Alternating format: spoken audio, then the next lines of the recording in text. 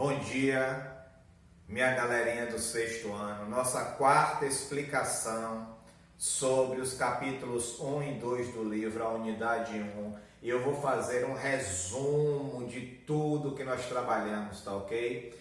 Nós estamos nesse momento, no sexto ano, na Grécia Antiga. E a Grécia Antiga é a Grécia clássica. É a Grécia onde surgiram os Jogos Olímpicos, a democracia, onde surgiram o pensamento racional.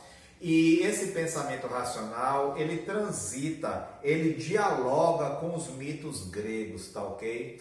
O que é um mito grego, tio Kiko? Mito grego são histórias elaboradas com personagens da natureza para explicar a natureza.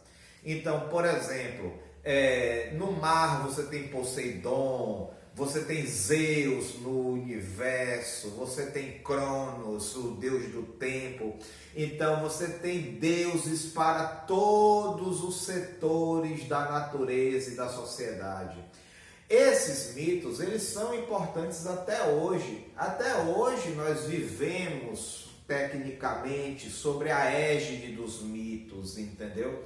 Então, por exemplo, quando os portugueses vieram para o Brasil e descobriram a nova terra, aportaram aqui, eles imediatamente não sabiam, mas existiam milhares de tribos indígenas, de etnias diferentes, e cada uma delas contava a história da natureza, a história dos sentimentos dela através de mitos. Aqui no Brasil nós temos mitos maravilhosos. Nós temos então os mitos gregos, os mitos brasileiros, os mitos norte-americanos, canadenses, mexicanos, africanos. Então, a ideia do mito ela é muito perene, mas os filósofos, eles têm até hoje uma ideia do pensamento racional, e esse pensamento racional tem três degraus, vamos dizer, tem três forças, que em primeiro lugar, lógica, o pensamento lógico que determina a sua consciência. Depois, a metafísica, que é exatamente aquilo que está além da física e que determina o pensamento filosófico. E a ética é a força, a ideia, o princípio humano de buscar a felicidade. Todos eles têm sim por trás uma linguagem matemática, uma linguagem física. Para vocês terem uma ideia, a característica da abstração do pensamento humano, primeiro é a filosofia, logo depois vem a matemática. Essas abstrações é que fazem a explicação da realidade, da natureza, dos seres humanos, da sociedade. E foi isso que os filósofos quiseram fazer naquela época.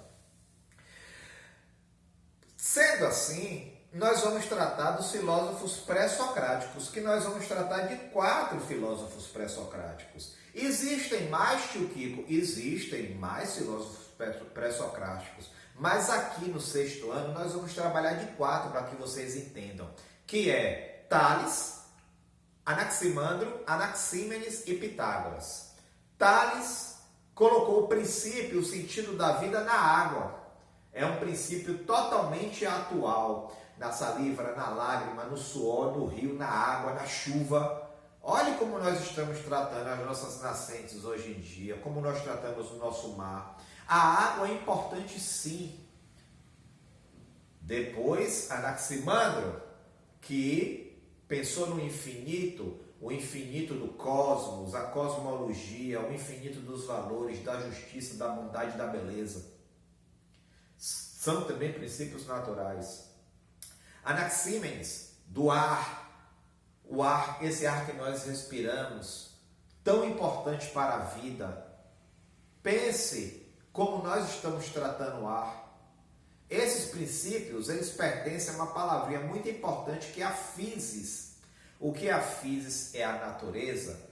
E o nosso quarto pré-socrático é Pitágoras, que elaborou um princípio dos números. A matemática, ela está imbricada na natureza, mas ela é invisível. A matemática, a gente trabalha com operações racionais, tão presentes nos nossos dias também.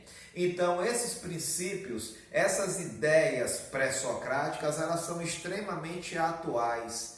Então, esse é basicamente o resumo do capítulo 1 e do capítulo 2, de como a filosofia combateu os mitos e combate até hoje, e de como a ciência nasceu através do pensamento filosófico, através da physis, através dos seus primeiros pensadores que determinaram princípios na vida que são tão importantes para nós hoje.